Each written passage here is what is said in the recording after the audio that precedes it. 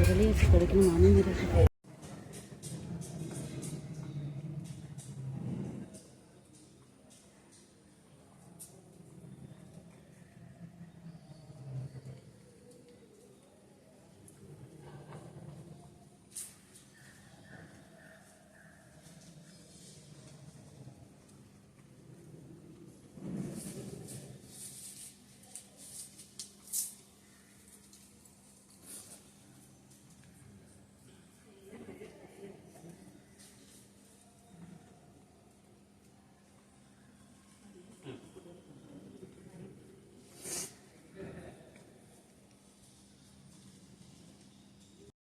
പ്രാർത്ഥിക്കുകയോ അങ്ങനെ എന്തെങ്കിലും പ്രാർത്ഥന അങ്ങനെയല്ല, കുടുംബത്തിലെല്ലാവർക്കും സമാധാനം, ആരോഗ്യം, സന്തോഷം ഇതിനൊക്കെ വേണ്ടിയാണല്ലോ നമ്മളൊക്കെ.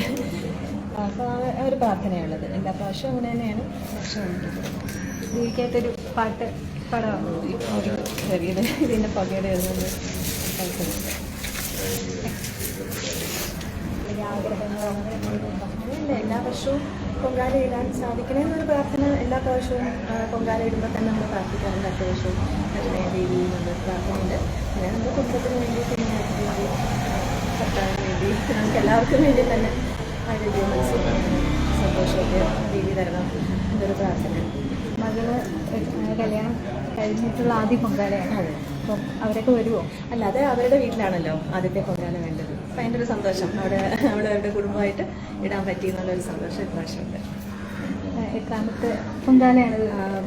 എനിക്ക് അങ്ങനെ ഒരു ഓർമ്മയില്ല, കുറേ വർഷങ്ങളായിട്ടുണ്ട്, കൃത്യമായ ഒരു എണ്ണമില്ല. സാധിക്കുമ്പോഴൊക്കെ ഇടാൻ പറ്റാറുണ്ട്. ഇപ്പോൾ കുറച്ച് കാലമായിട്ട് ഒരു വീട്ടിലിരുന്ന്, അല്ലെങ്കിൽ വേറൊരു കുടുംബത്തിൽ പോയിട്ടാണ് ഇട്ടുകൊണ്ടിരുന്നത്. ഇപ്പോൾ വീട്ടിലാണ്.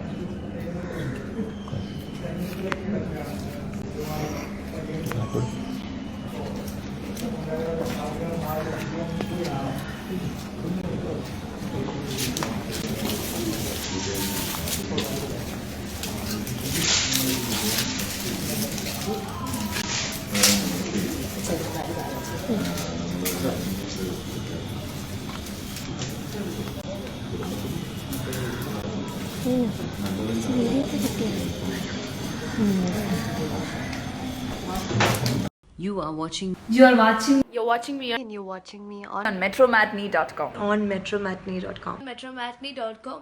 Metromatney.com. Subscribe for more videos. Subscribe for more videos. Subscribe here for more videos. Subscribe now. Thank you.